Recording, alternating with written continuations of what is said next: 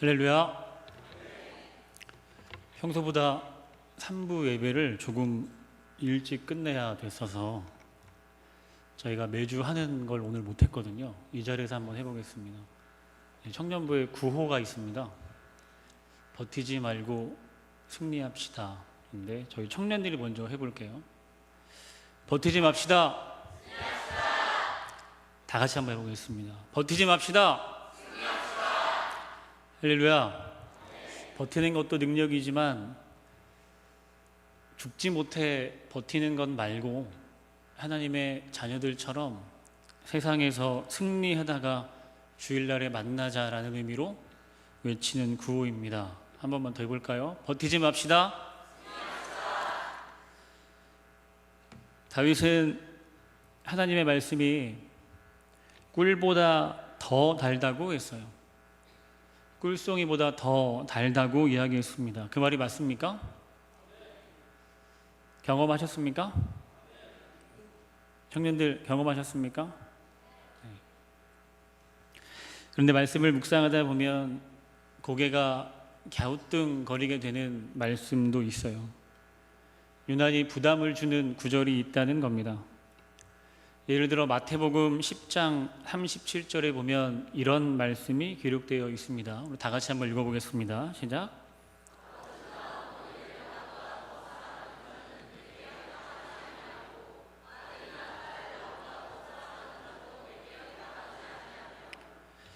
특히 저 같은 효자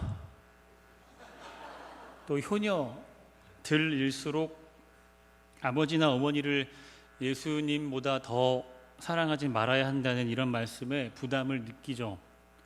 이 땅에 아버지 어머니 치고 아들이나 딸보다 예수를 더 사랑해야 한다는 문자 그대로 이 말씀을 인정하면서 이 말씀에 대해 불편해하지 않는 사람이 얼마나 될까요? 저희 친척 중에는 교회를 안 다니시는 분인데 교회 가기 싫은 이유 중에 하나가 한 1000가지 중에 하나가 이겁니다. 왜 내 아버지가 따로 계신데 하나님 아버지라고 부르냐. 우리가 들었을 땐 너무 이해가 안 되지만 믿지 않는 사람들한테는 그것도 이유가 되나 봐요. 그분이 참 효자시거든요, 정말로. 다른 거 다 좋은데 왜 아버지를 자꾸 둘로 여겨? 교회 다니는 사람들은 아버지가 둘이야? 뭐 이런 논리로 이제 교회를 안 나오시는 분도 계세요. 1000가지 이유 중에 하나. 물론 이 구절은 심오한 해석을 전제로 합니다. 문자 그대로 받아들이는 건 아니지만 당장 문자적으로 와닿는 감정은 조금 어렵고 복잡한 것이 사실이에요.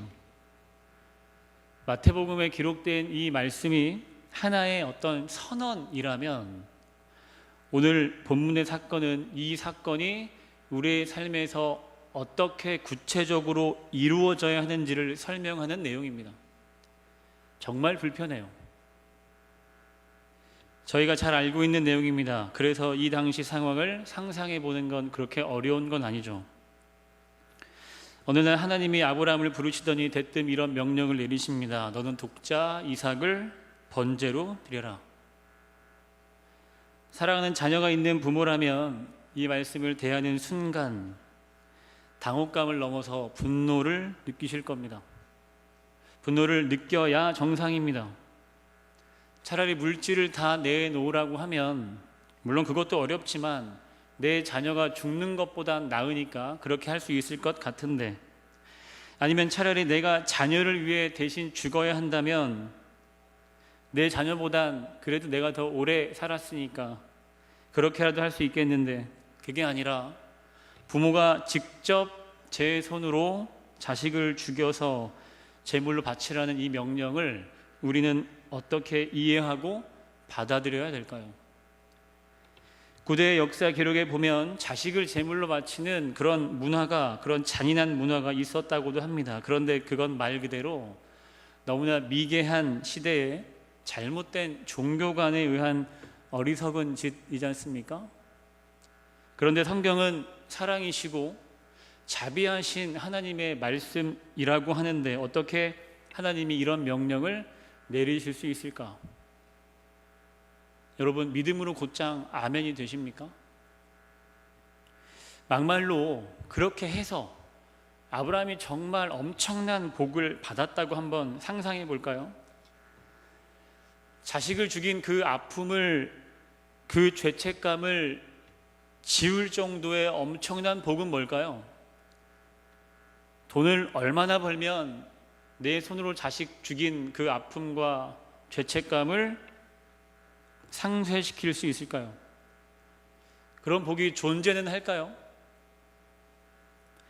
지금 이 자리에 있는 우리 성도님들은 워낙 믿음이 다들 좋으셔서 뭐 다시 똑같이 생긴 아들 주시겠지 라거나 칼로 찌르고 가르고 꺼내고 태우고 했지만 마치 어떤 영화에서 보듯이 시간이 다시 거꾸로 돌아가면서 다시 살아나게 하시겠지.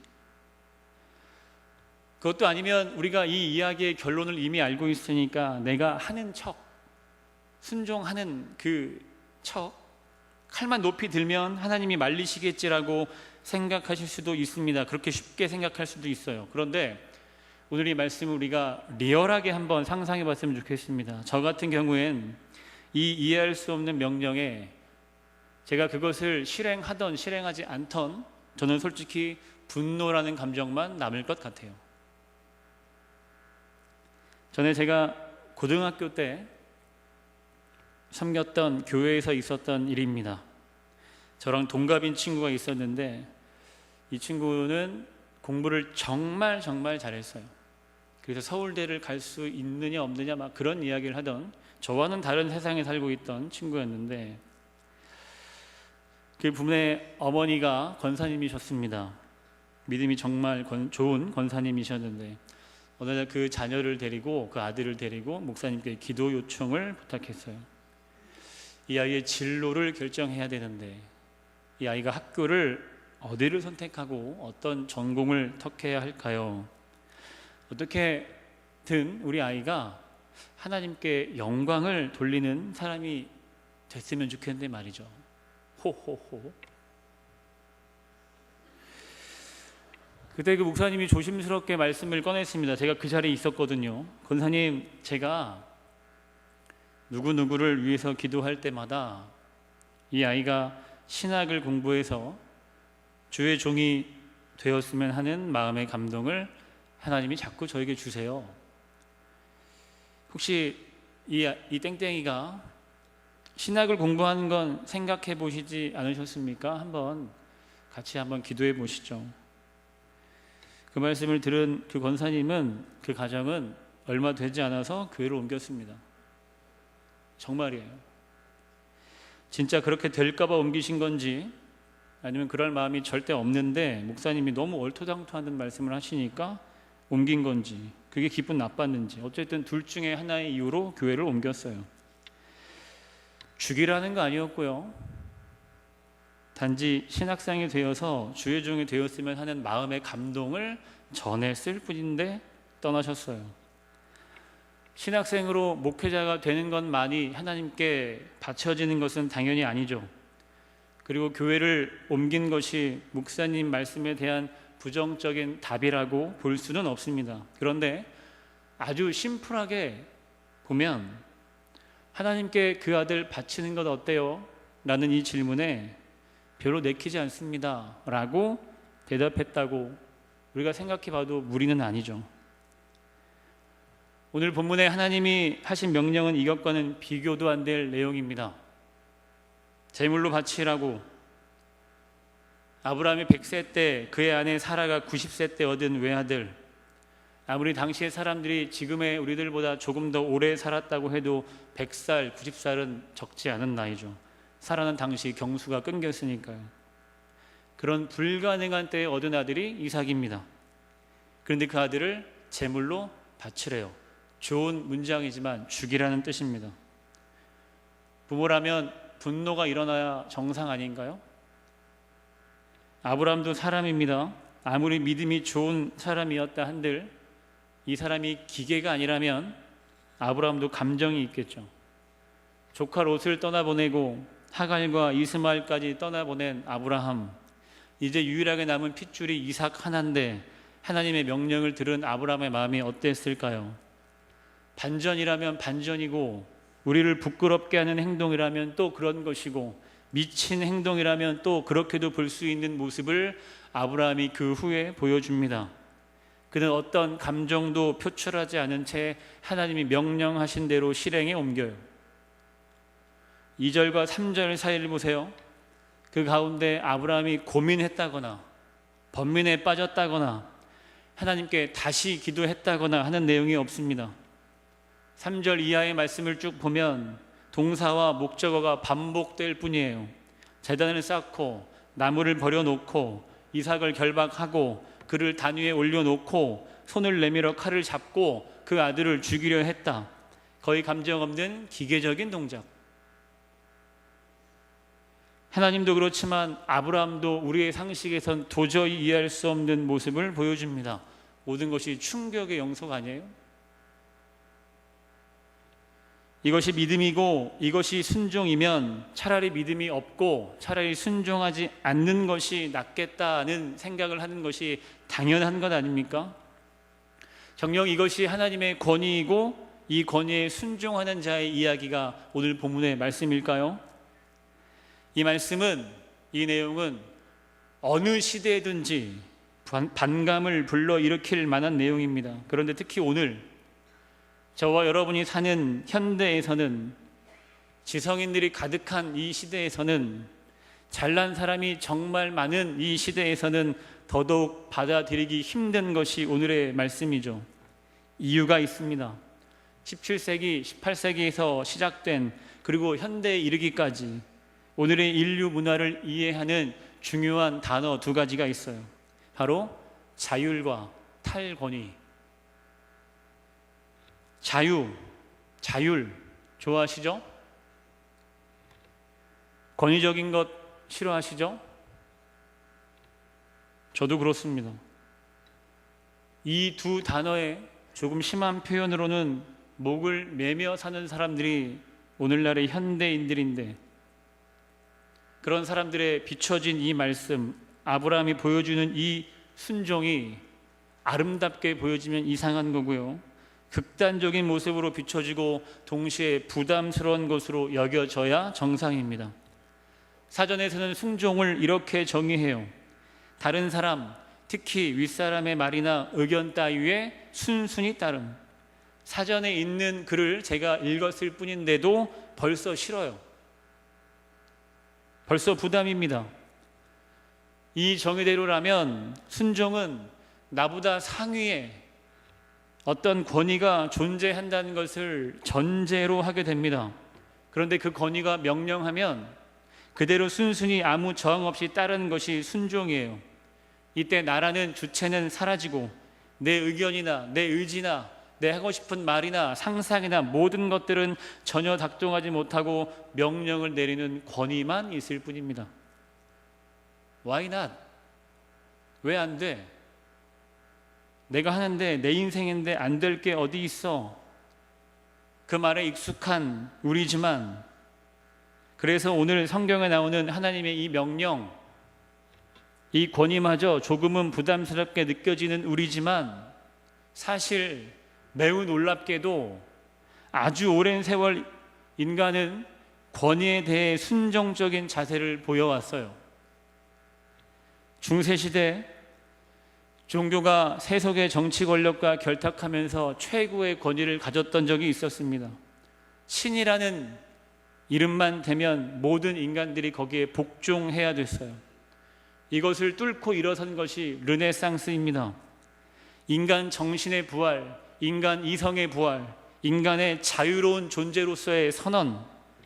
그래서 이 르네상스 시대 이후로 서구의 역사는 탈종교, 탈권위를 선포하면서 인간의 자율과 자유를 최고의 가치로 여기는 그런 시대로 변화했고, 지금도 계속해서 변화 중이죠. 우리나라도 예외는 아닙니다. 왕이라는 절대자의 명령이 모든 것을 좌우했던 시대가 결코 짧지 않았어요. 그러나 오늘날 우리는 이러한 모든 것을 다 거부합니다. 권위에 의한 무조건적 순종, 그건 봉건 시대의 잔재일 뿐이죠. 여기까지 이해하고 오늘의 말씀을 다시 보면 하나님의 명령과 아브라함의 행동에는 문제가 정말 많아요. 아들 이삭을 바쳐라. 하나님의 명령은 단호합니다. 이것이 인간적인 명령이냐 비인간적인 명령이냐 말씀해 주시도 않을 뿐더러 아브라함도 따져 묻지 않아요. 여기서만 그런 게 아니죠. 이스라엘이 가나안으로 들어갈 때 하나님이 내리신 명령이 있어요. 그곳에 살고 있는 모든 족속, 남녀노소 구분하지 말고 모두 다 죽이라는 명령. 어떻게 종교가 다르다고 다 죽일 수 있습니까? 오늘을 살아가는 우리들에게는 거부감이 드는 내용이죠. 바벨론에서 70년 만에 귀환했을 때 70년이라는 긴 시간 동안 포로로 있었던 때에 그곳에 있었던 사람들과 자연스럽게 관계가 형성되고 그 사람들과 자연스럽게 결혼도 하고 자녀도 낳고 이거 너무 자연스러운 일 아닙니까? 그런데 당시 지도자였던 에스라가 이렇게 명령해요. 너희 중에 이방인과 결혼한 사람이 있거든 그 이방 아내를 떠나보내라. 여러분 이건 또 뭔가요? 결혼을 안 했으면 몰라도 결혼해서 잘 살고 있는데 그것도 자녀까지 낳고 행복한 가정을 누리고 있는데 아내를 돌려보내랍니다. 인격적인 하나님으로 여겨지십니까? 그런데 성경은 그 이후에 단 한 줄의 타협안도 내놓지 않아요. 다 죽여라. 다 돌려보내라. 이게 끝입니다. 누가 봐도 합리적이고 이성적인 설득에 의한 명령이라면 그 권위에 순종하는 것, 그거 그렇게 어려운 것 아닙니다. 하지만 아무리 하나님의 말씀이라 하더라도 내가 이해할 수 없는 말씀이고 지금 내 상황에 적합한 명령이 아니라고 생각한다면 고개가 갸우뚱거리는 것이 솔직한 저와 여러분의 모습이라고 생각해요. 그런데 하나님은 나는 너희가 어떤 제사를 드리는 것보다 어떤 제물을 드리는 것보다 내 말에 순종하는 것을 가장 높게 평가해 라고 우리가 평상시 자주 이야기하는 순종이 제사보다 낫다는 말씀을 하고 계세요. 예배가 얼마나 중요한지 이 자리에 있는 누구는 어머니 뱃속에서부터 배웠고 주일학교에서든 어디서든 영과 진리로 드리는 그 예배가 중요하다는 것을 우리 그렇게 배우고 가르치고 있지 않습니까? 그런데 하나님께서는 그 예배보다 순종을 더 원하신대요. 설사 내가 생각하기에 말도 안 되는 비합리적이고 비이성적인 명령이라 하더라도 거기에 순종하는 것을 더 높게 평가하신답니다. 이 말씀을 어떻게 이해해야 할까요? 지금이 중세시대였다면 묻지도 않고 따지지도 않고 그냥 그렇게 하는 것이 우리가 체질이라도 되었을 텐데 지금 우리는 납득이 되지 않으면 순종은커녕 움직이지도 않는 지성인들 아닙니까? 내 마음이 동하지 않으면 그 어떤 행동도 하지 않는 것을 자연스럽게 당연하게 여기는 것이 우리들의 모습 아닙니까? 그런데 이런 우리들에게 이유 달지 말고 순종을 원하시는 하나님을 어떻게 받아들여야 될까요? 여러분 스스로는 이 부분에 대해서 어떤 답을 가지고 계십니까? 사랑하는 성도 여러분, 조금만 깊이 생각해 보면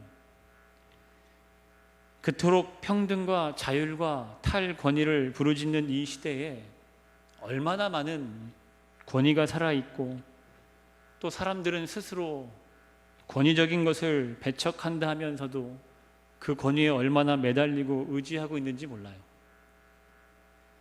100만 사람이 떠들어대도 소음에 불과하지만 한 사람이 말하면 여론이 형성됩니다. 그 사람이 가진 권위 때문이죠. 그리고 그 사람들은 그 권위 있는 사람, 우리는 그 사람을 닮으려고 그 말과 행동과 사상에 열렬히 호응하면서 살고 있지 않습니까? 수많은 사람들이 있는 베스트셀러에는 그 책이 가진 권위가 있잖아요.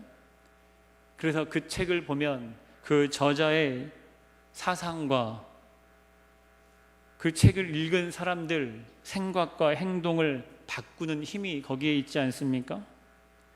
권위를 가지고 있는 어느 정당이나 정치인을 따르고 선거 때만 되면 새로운 인물, 새로운 정치를 외치면서 여전히 사람들은 탈권위를 외치면서도 새로운 권위를 기다리고 권위로 몰려드는 이율배반적인 모습을 보이고 있죠. 어쩌면 사람들이 권위나 명령에서 벗어나려는 이 모습이 일종의 지나가는 현상이 아닐까, 저는 그렇게 한번 생각해 봅니다.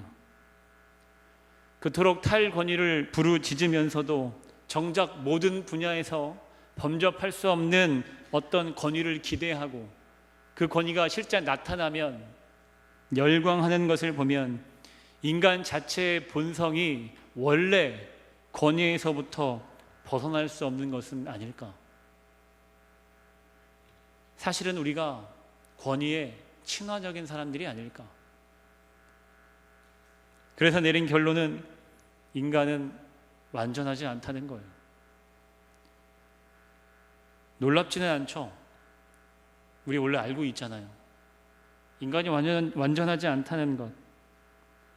모든 인간은 불완전하기 때문에 늘 무언가를 갈망하고 있다는 것, 오늘 처음 듣는 분 안 계시잖아요.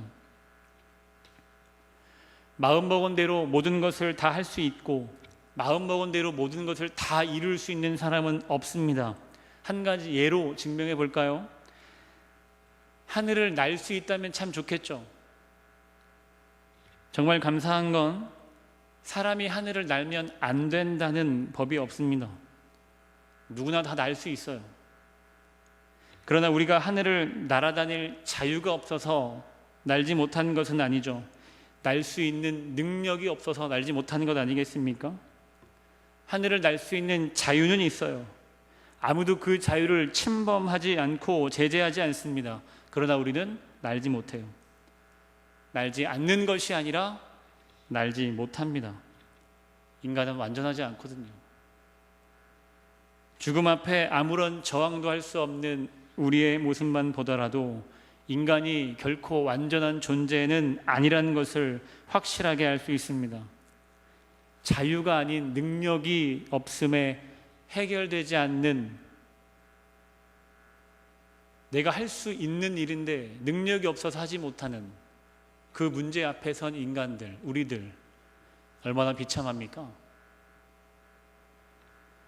우리는 우리 자체로 완성될 수 없는 존재들이죠. 그래서 늘 무언가를 추구하며 삽니다. 스스로 불완전하니까 내가 생각하고 말하고 행동하는 건 역시 완전할 수 없어요. 내 생각과 사고와 선택과 결단이 언제나 참이 되는 것이라는 착각에서 우린 어서 빠져나와야 합니다. 그리고 지극히 완전한 존재를 향해서 눈을 돌려야 되죠. 인간보다 높은 존재, 모든 인간보다 권위 있는 존재, 하나님. 그 하나님에게 시선을 돌리는 것이 모든 문제의 해결, 모든 문제 해결의 열쇠입니다. 인간이 자기의 부족함, 불완전함, 결핍을 알고 하나님께 의지하는 것을 우리는 믿음이라고 불러요. 나도 잘났고 하나님도 잘났고 그래도 당신이 조금 더 잘났으니까 제가 기도합니다. 이건 믿음이 아닙니다. 성도 여러분, 믿음이 있으십니까?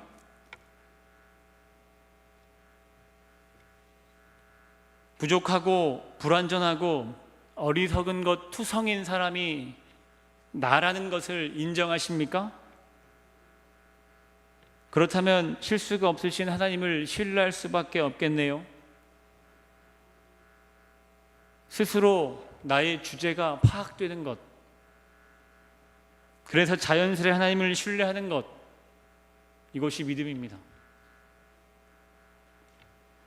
아브라함을 왜 믿음의 조상이라고 하는지 굉장히 간단해요.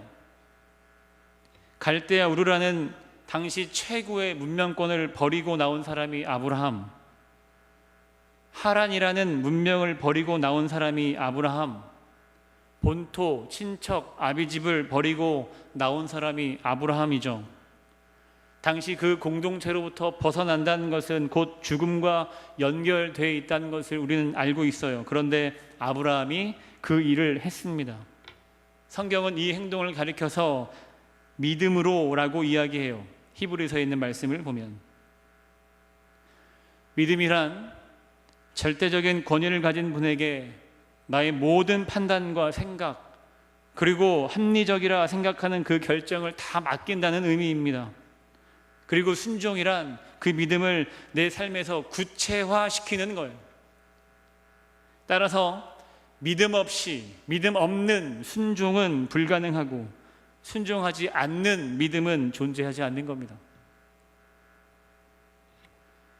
인간을 비롯한 모든 만물을 창조하신 하나님이 최고의 권위자라는 것을 인정하시죠.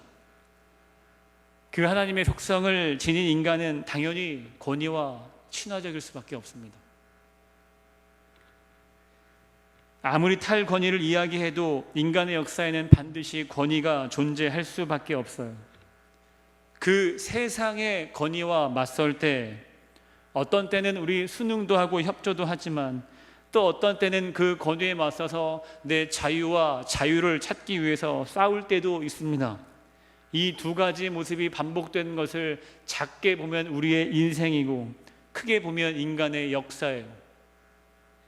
그러나 이 두 모습이 아닌 유일하게 언제든 어떤 때라도 무릎 꿇어야 할 절대 권위가 있는데 그것이 하나님의 권위입니다.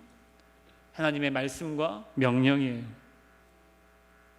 이해하는 것으로는 부족합니다. 적당히 아는 것이 언제나 문제가 되죠. 알고 있다면, 이해했다면 행해야 그것이 내 것이 됩니다. 하나님의 명령은 아브라함이 보여준 것처럼 이렇게 즉각적으로 이행되어야 해요. 여전히 주님의 명령이 불합리하다고 생각하신다면, 여전히 내 인생을 향한 하나님의 명령이 마음에 들지 않는다면, 그래서 하나님을 비인격적인 분이라고 생각하신다면 성경이 처음부터 끝까지 우리에게 무엇을 요구하고 있는지 다시 찬찬히 살펴보시길 바랍니다. 우리 그래도 이 시간에 정말 피곤한 때 오후 예배까지 참석하는 건 나름의 믿음이 있기 때문 아닙니까? 그러나 성경을 통해 하나님이 말씀하시는 바를 알지 못하면 제대로 그 믿음이 온전한 것이라 할 수 있을까요? 성경은 말합니다. 하나님의 말씀에 명령에 즉각 순종하라고. 왜? 하나님의 명령은 언제나 우리의 유익을 위한 것이기 때문에, 우리 이 진리를 알기 때문에 순종할 수 있는 것 아닙니까? 아브라함은 순종의 결과로 엄청난 복을 받은 믿음의 조상이 되는 유익함을 얻었고, 모든 생명을 다 죽이라는 명령에 순종한 이스라엘은 열국의 제사장의 역할을 감당할 수 있었고, 이방인 아내들을 정리하라고 말씀하신 그 말씀에 순종한 그들은 신앙 공동체로서의 새 출발이 가능하게 되었습니다. 순종의 끝은 유익, 그리고 그 유익은 오로지 인간의 것인 것을 기억하세요. 불완전한 인간으로서의 고민이나 걱정 등을 무시한 채 무조건적으로 복종하라고 하시는 우리 아버지가 아닙니다. 우리의 시각으론 결코 하나님이 말씀하시는 순종을 이해할 수 없기 때문에 한 사람의 삶을 통해서 우리에게 순종이라는 것이 무엇인가를, 그리고 그 순종을 통해서 얻게 되는 것이 무엇인가를 가르쳐주기 위해서 성경은 아브라함을 비롯한 수많은 사람들의 이야기를 기록해 놓고 있어요. 그래도 오늘 이 설교를 하는 저도, 말씀을 듣는 우리들도 이 시간 이후에 하나님의 말씀임에도 불구하고 내가 이해할 수 없는 명령이라면 즉각 순종하는 것은 어렵을 것 같아요. 최소한 저는 아브라함 같은 이 정도의 믿음이 없습니다. 이 설교를 준비하는 내내 그럼 너는 그럴 수 있는가라는 질문에 한 번도 그렇다라고 대답해 본 적 없어요. 그래서 앞에서 설교하고 있지만 그 모든 것을 가능한 사람처럼 여러분들 앞에서 진지한 표정으로 설교하고 있지만 저는 자신 없습니다. 이 정도의 믿음이 없어요. 그러나 그런 믿음을 갖기 위해서, 여기서 안주하지 않기 위해서, 이 정도에서 다 이루었다며 다 안다며 척척 하는 그런 어리석은 사람이 되지 않기 위해서 오늘도 아주 작은 것이라도 주님의 명령에 이유 불문하고 순종하는 연습을 하고 있습니다. 두렵고 떨리는 마음으로. 불완전할 수밖에 없는 인간이 완전하신 하나님은 의지할 때라야 절대적인 온전함을 누릴 수 있다는 이 진리를 가르쳐 주시기 위해서 오늘 우리 옆에 손 닿는 곳에 하나님의 말씀이 존재한다는 것을 기억하시길 간절히 소망합니다. 하나님은 우리를 일회용 물건처럼 쓰고 버리시는 분이 아니에요. 우리가 무엇에 괴로워하고 있고 무엇에 주저하고 있고 무엇에 염려하고 있는지, 무엇을 바라보고 있는지 거기에 전혀 관심 없는 분, 그런 분 아닙니다. 오히려 저와 여러분의 삶에 너무나 깊이 개입하셔서 우리가 스스로 완전하다고 생각하면서 버리는, 그리고 말하는, 그리고 생각하는 그 모든 것들에 말할 수 없는 탄식으로 함께 하시는 분이 하나님 아버지세요. 하나님은 단 한 번도 자신의 유익을 위해서 인간을 이용하신 적이 없습니다. 우리는 한 번도 하나님의 유익을 위해서 사용된 사람들이 아니에요. 우리가 순종했다면 거기에서 나오는 유익이란 열매는 오롯이 우리의 것입니다. 탈권위와 자유라는 이름으로 위장한 이 약한 시대에 속아서 무엇을 따르고 무엇에 맞서야 하는지 분간하지 못하는 장님이 되지 않길 간절히 소망합니다. 모든 개인의 사상과 철학과 선택과 판단은 철저히 하나님의 말씀 위에 있을 때 참이 되고 가치 있는 것이 된다는 것을 명심하셨으면 좋겠어요. 저도 그렇고요. 말씀을 맺겠습니다. 헌신하기로 결심하는 시간이기도 하지만 지금 이 시간은 내가 헌신자로서 올바르게 가고 있나를 돌아보는 시간이기도 한 줄로 믿습니다. 진정한 헌신과 봉사와 사명 감당은 철저한 순종을 바탕으로 합니다. 아직도 이해할 수 없는 하나님의 명령입니까? 아직도 내 인생에 주어진 하나님의 이 말씀이 이해할 수 없는 것으로 여겨지십니까? 내가 하는 일과 하나님이 주신 사명, 내 최선과 하나님이 원하시는 최선, 내 합리적인 판단과 하나님이 원하시는 즉각적인 순종이 아직도 여전히 구별되지 않고 이해되지 않는다면 우리 헌신자 아닙니다. 직분자 아닙니다. 자리가 사람을 만든다고요? 준비되지 않은 사람이 그 자리에 있으면 그 밑에 모든 사람들은 다 죽어나가는 거예요. 쓰임받기를 원하십니까? 여러분의 가정이 하나님께 쓰임받기를 원하세요? 여러분들의 자녀들이 하나님께 쓰임받기를 원하십니까? 그냥은 안 돼요. 그냥은 안 됩니다. 준비되지 않으면 쓰임받지 못하고 준비되지 않으면 쓰임받지 않아야 하는 것이 성경적인 거예요. 우리가 그토록 기도하고 있는 자녀들의 기도가 있다면, 그토록 기도하는 여러분의 사업장과 혹은 직장과 학교와 가정의 문제가 있다면 그 전에 그 문제를 해결받을 만한 상태인가를 살펴봐야 그것이 우선이라고 생각합니다. 순종이 몸에 밴 그런 헌신자로 사시길 간절히 소망합니다. 올바른 성도의 모습이 무엇인지 매일같이 고민하는 성숙한 그리스도인들 되길 간절히 소망합니다. 오늘도 순종하는 자에게 주실, 순종하는 자에게 주실 그 은혜와 복을 사모하는 우리 모두가 되길 간절히 기도합니다. 우리 찬양 한 곡 하고 기도하겠습니다.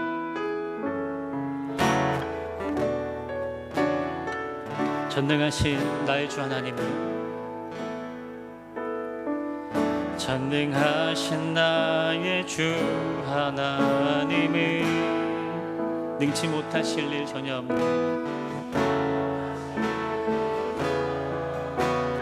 아멘. 우리의 모든 간구,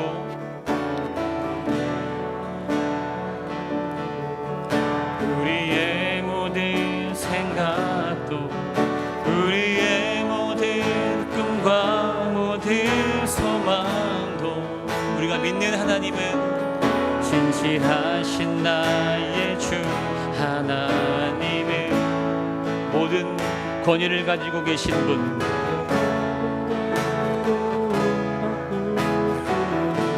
우리가 믿고 신뢰하기에 부족함이 없는 분, 죽은 자를 일으키시니 그를 잃자 아무도 없네. 그분을 신뢰하는 것이 믿음입니다. 주의 말씀을 의지하여 깊은 곳에 금을 던져 오늘 그가 놀라운 일을 이루시는 것 보라. 주의 말씀을 의지하여 믿음으로 금을 던져 믿는 자에게 능치 못함 없네. 아멘. 우리 이 시간에 짧게 한 20초 정도 같이 기도했으면 좋겠어요. 헌신자라고, 직분자라고 생각했는데 어쩌면 우리의 모습은 헌신자인 척하는 사람, 직분자인 척하는 사람이었을지도 모릅니다.